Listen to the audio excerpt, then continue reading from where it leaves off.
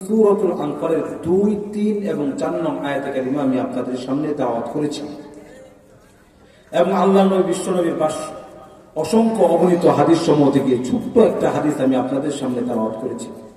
এই আয়াত 3 আয়াত এবং হাদিসের সমন্বয়ে মুখতাসার কিছু কথা বলার চেষ্টা করব। ওমা তাওফীকি ইল্লা বিল্লাহ। আল্লাহ রাব্বুল আলামিন সূরাতুল আনফালের এই 3টা আয়াতের মধ্যে আল্লাহ আমাদের জন্য 3টা মেসেজ দিয়েছেন। কয়টি? আরেকটু জোরে বলেন, কয়টি? দেখেন, আমাদের এখানে লোক সংখ্যা কম হতে পারে, এই মজলিসের দাম আল্লাহর কাছে কম না বেশি? আরেকটু জোরে বলেন, কম না বেশি? আর ইমানদারের ইমানের আওয়াজ কম না বেশি? আরেকটু জোরে বলেন, কম না বেশি? ইমানদার কম হতে পারে কিন্তু তাদের ইমানের গর্জন অনেক বেশি, কথা বলেন ঠিক কিনা? সুতরাং মাঠের মধ্যে যারা আছেন আপনাদের গর্জনটা এমন হতে হবে যেন আপনাদের আওয়াজ শুনে, গর্জন শুনে বাইরের লোকগুলি যেন ভিতরে চলে আসে। পারবো তো ইনশাআল্লাহ? আল্লাহ কবুল করে বলে আমিন। আরো জোরে বলে আমিন। আমি বলছিলাম আল্লাহ আমাদেরকে 3টা আয়াতের মধ্যে কয়টা মেসেজ দিয়েছেন? 3টা মেসেজ দিয়েছেন। আল্লাহ বলেন পৃথিবীর প্রত্যেকটা মানুষ যারা আছে, এই মানুষটা হওয়া মাত্রই আল্লাহর কাছে একটা তার পরিচিতি হতে হবে। আল্লাহর পক্ষ থেকে তার একটা টাইটেল থাকা দরকার, একটা উপাধি থাকা দরকার। পৃথিবীতে মানুষ যখন পড়াশোনা করে মাস্টার হয়, মানুষ তাকে মাস্টার বলে। ইঞ্জিনিয়ারিং লাইনে পড়াশোনা করার পরে কমপ্লিট করলে মানুষ তাকে ইঞ্জিনিয়ার বলে। ডাক্তারি লাইনে পড়াশোনা করার পর কমপ্লিট করলে মানুষ তাকে ডাক্তার বলে। একটা ছেলে প্রথম পারা থেকে নিয়ে 30 পারা মুখস্থ করলে মানুষ তাকে কোরআনের হাফেজ বলে। মানুষ প্রথম শ্রেণী থেকে নিয়ে দাওরায়ে হাদিস পর্যন্ত পড়াশোনা কমপ্লিট করলে মানুষ তাকে মাওলানা বলে। কথা কোন ঠিক কিনা? আমার আল্লাহ বলেন পৃথিবীতে প্রত্যেকটা মানুষের যেমন একটা টাইটেল আছে, পৃথিবীর টাইটেল করি আমি আল্লাহর কাছে কোনো গ্রহণযোগ্যতা নাই। আমি আল্লাহর কাছে যদি গ্রহণযোগ্যতা পেতে চাও তাহলে আল্লাহর পক্ষ থেকে একটা টাইটেল নেওয়া দরকার। এই টাইটেলটার কথাই আল্লাহ বলেন, টাইটেলটার নাম হচ্ছে মুমিন। টাইটেলটার নাম কি? আরেকটু জোরে বলেন, টাইটেলটার নাম কি? মুমিন। আল্লাহ বলেন এই মুমিন নামক টাইটেলটা যদি তুমি নিতে পারো, আমি আল্লাহর পক্ষ থেকে তোমাকে 3টা পুরস্কার দেব। কয়টা? আরেকটু জোরে বলেন, কয়টা? 3টা পুরস্কার। এই 3টা পুরস্কার পাওয়ার আগে কাজ করতে হবে 5টা। কয়টা? 5টা। তাহলে 3 আয়াতের মধ্যে আমাদের 3টা মেসেজ। 1 নাম্বার, আমাদের একটা টাইটেল নিতে হবে। টাইটেলটার নাম কি? মুমিন। টাইটেলটার নাম কি? মুমিন। আর এই টাইটেলটা পাওয়ার পরে আল্লাহ পুরস্কার দেবে কয়টা? আরেকটু জোরে বলেন, কয়টা? পুরস্কার 3টা। কয়টা? 3টা। আর এই পুরস্কার পাইতে হলে কাজ করতে হবে কয়টা? 5টা। তাহলে একটা টাইটেল, পুরস্কার 3টা, কাজ কয়টা? পথ বুঝতেছেন আপনারা? একটু মনোযোগ সহকারে শুনতে হবে। পিছনে যারা আছে একটু সামনে আগায় বসে, একটু সামনে আগায় বসে। আল্লাহ বলেন পুরস্কার দিব কয়টা? 3টা। বলেন তো আল্লাহর পুরস্কার দামি না কম দামি? আর একটু ধরে বলেন, দামি না কম দামি? আল্লাহ আমাদেরকে কি পুরস্কার দিবেন জানার দরকার আছে না নাই? আগ্রহ জাগে কিনা? কৌতূহল জাগে কিনা? আল্লাহ কি পুরস্কার দেবেন? 5টা কাজ করলে কয়টা পুরস্কার দেবেন? 3টা। কয়টা? 3টা। আল্লাহ বলেন 1 নম্বর পুরস্কার আল্লাহ কি দিবেন? আল্লাহ বলেন লাহুম দারাজাতুন ইনদা রাব্বিহিম। আল্লাহু আকবার। আল্লাহ বলেন 1 নম্বর পুরস্কার, তুমি যদি 5টা কাজ করে মুমিন নামক টাইটেলটা দিতে পারো, আমি আল্লাহর পক্ষ থেকে তোমার মর্যাদা আল্লাহ উঁচু করে দেবে। আল্লাহর দরবারে তোমার মর্যাদা উঁচু হয়ে যাবে। আল্লাহ বলেন 2 নম্বর পুরস্কার। 2 নম্বর পুরস্কার আল্লাহ কি দিবেন? আল্লাহ বলেন ওয়া মাগফিরাতু।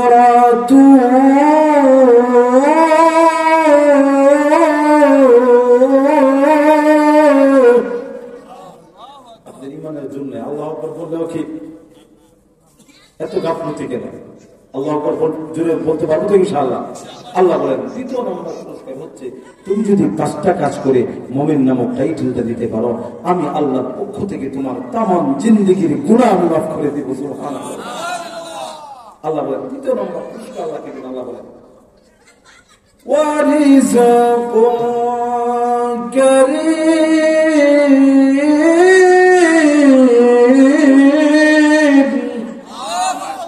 আল্লাহ বলেন 3 নম্বর পুরস্কার হচ্ছে তুমি যদি মুমিন নামক টাইটেলটা নিতে পারো, 5টা কাজ করে আমি আল্লাহ ওয়াদা দিলাম যে এই রিজিকের জন্য ভাই ভাইয়ের সাথে দ্বন্দ্ব, চাচা ভাতিজার সাথে দ্বন্দ্ব, বাগিনা মামার সাথে দ্বন্দ্ব, প্রতিবেশীর সাথে দ্বন্দ্ব, আমি আল্লাহ ওয়াদা দিলাম 5টা কাজ যদি করতে পারো সম্মানের রিজিক আমি তোমার কাছে পৌঁছায় দিব। আর একটু আসতে বলেন না সুবহানাল্লাহ। এই জন্য আল্লাহ পাক রব্বুল আলামিন কোরআনুল কারীমের মধ্যে বলেন, যদি তোমরা 5টা কাজ করে যদি মুমিন নামক টাইটেলটা নিতে পারো, আমি আল্লাহর পক্ষ থেকে তোমাদেরকে 3টা পুরস্কার দেব। কয়টা? আরেকটু জোরে বলেন কয়টা? এই 3টা পুরস্কার। 1 নম্বর পুরস্কার, লাহুম দারাজাতুন ইনদা রাব্বিহিম, আল্লাহর দরবারে তোমার মর্যাদা উঁচু হয়ে যাবে। 2 নম্বর, ওয়া মাগফিরা, আল্লাহ তাআলা तमाम জিন্দেগীর গুনাহ মাফ করে দিবে। 3 নম্বর পুরস্কার, ওয়া রিজকুন কারীম, আল্লাহ সম্মানের রিজিক তোমার দরজায় পৌঁছায় দিবে। এই 3টা পুরস্কার যদি নিতে হয় কাজ করতে হবে ভাই কয়টা? আপনারা আমার কথা বুঝতেছেন? খারাপ লাগতেছে? শেষ করে দিন। আল্লাহ পাক রব্বুল আলামিন বলেন 3টা পুরস্কার যদি নিতে চাও কাজ করতে হবে কয়টা? 5টা। কয়টা? আরো জোরে জোরে বলেন। 5টা কাজ। 1 নম্বর কাজ আল্লাহ বলেন কি কাজ করতে হবে, কি কাজ করলে আল্লাহ আমাদেরকে 3টা পুরস্কার দেবে। আল্লাহ 1 নম্বর কাজের কথা আল্লাহ বলেন, ইন্নামাল মুমিনুনা আল্লাযীনা ইযা যুকিরাল্লাহ,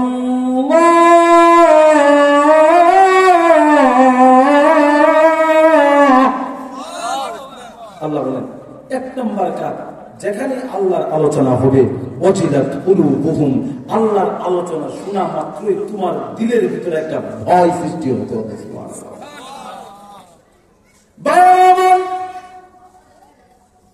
আল্লাহ পাক রব্বুল আলামিন কোরআনুল কারীমের মধ্যে যত জায়গায় ভয় শব্দ এনেছেন তত জায়গায় আল্লাহ খাউফুন শব্দ ইউজ করেছেন।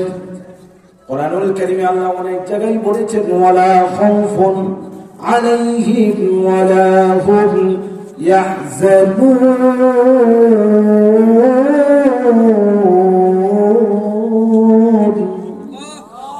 আল্লাহ বলেন তোমাদের কোনো ভয় নাই, তোমাদের কোনো দুশ্চিন্তা কিচ্ছু নাই। আরেক জায়গায় আল্লাহ বলেন আল্লাহ খাউফুন আলাইহিম, আল্লাহ কোরআনুল কারীমের মধ্যে যত জায়গায় ভয় শব্দ এনেছেন খাউফুন শব্দ ইউজ করেছেন। খাউফুন শব্দের অর্থ ভয়, ওয়াজিলাত শব্দের অর্থ ভয়, কিন্তু আল্লাহ মুমিনের কর্মসূচি বর্ণনা করতে যে সূরাতুল আনফালে আল্লাহ খাউফুন শব্দ কেন ইউজ করলেন না, ওয়াজিলাত শব্দ কেন আনলেন? এর ব্যাখ্যায় মুফাসসিরিনে কেরাম বলেন খাউফুন শব্দের অর্থ হচ্ছে এমন ভয় যেই ভয় কাইটা যাওয়ার পরে মানুষের ভিতরে শান্তি কাজ করে না, অশান্তি কাজ করে। আর ওয়াজিলাত শব্দের অর্থ হচ্ছে এমন ভয় যেই ভয় কাইটা যাওয়ার পরে মানুষের ভিতরে আর অশান্তি কাজ করে না, শান্তি কাজ করে। বুঝছেন তো আমার কথা? খাউফুন মানে এমন ভয় যেই ভয় কাইটা গেলে শান্তি কাজ করে না, অশান্তি কাজ করে। উদাহরণস্বরূপ কিভাবে আপনাদেরকে বোঝাবো, মনে করেন বরিশাল বাজারে একজন চুরি করেছে, তার সবাই ফেরা বাইরে রাখছে যে আগামীকালকে চেয়ারম্যান সহ এলাকার গণ্যমান্য ব্যক্তি সহ তার বিচার হবে। বলেন তো ওই বিচার এর পরের দিন 10টার পরে বিচার হওয়ার পরে ওই চুরের ভিতরে শান্তি বাড়ে না অশান্তি বাড়ে? ওই চুরের ভিতরে অশান্তি বাড়ে। কেন বাড়ে? এবার চোর চিন্তা করবে আমি যদি মরিয়া বাজারে যাই সবাই বলবে এই লোকটা বরিশাল চুরি করেছিল, কথাগণ ঠিক কিনা? আমি যদি নন্দনসার আসি সবাই বলবে ওই লোকটা ওই দিন চুরি করেছিল। সুরেশ্বর যদি যাই মানুষ বলবে ওই লোকটা বরিশাল চুরি করেছিল।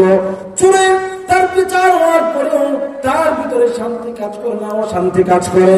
আল্লাহ পাক রব্বুল আলামিন বলেন খাউফুন শব্দের অর্থ হচ্ছে এমন ভয়। আর ওয়াজিলাত শব্দ মুমিনের ক্ষেত্রে কেন উল্লেখ করলেন? কারণ মুমিন ব্যক্তি যখন আল্লাহকে ভয় করে, ভয় কাইটা যাওয়ার পরে তার ভিতরে আর অশান্তি কাজ করে না, শান্তি কাজ করে।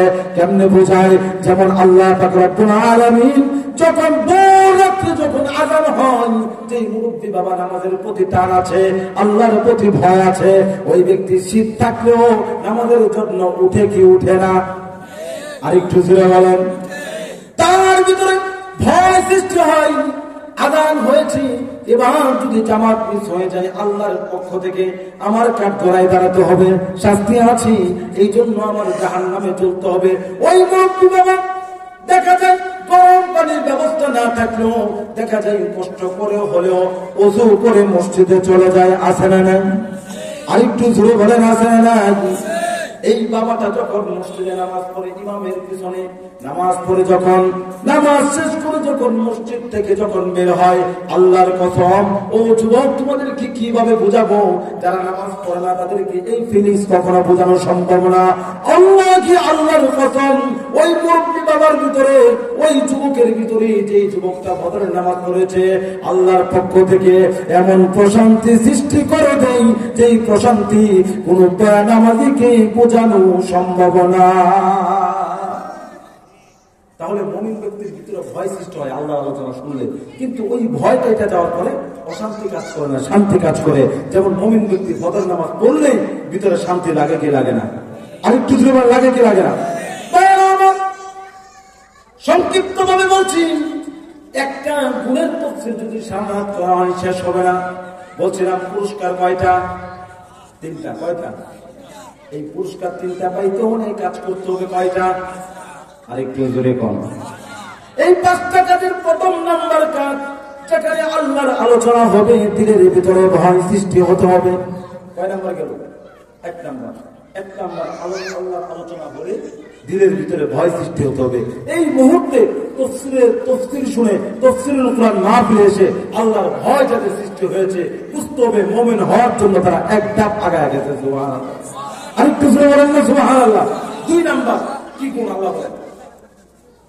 وَإِذَا تُلِيَتْ عَلَيْهِمْ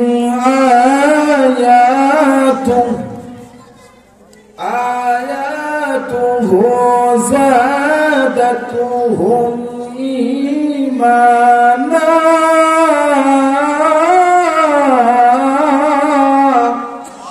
আল্লাহ বলেন 2 নাম্বার গুণ, কোরআন তেলাওয়াত করলেই তার ঈমান বৃদ্ধি পেতে থাকবে। সুবহানাল্লাহ।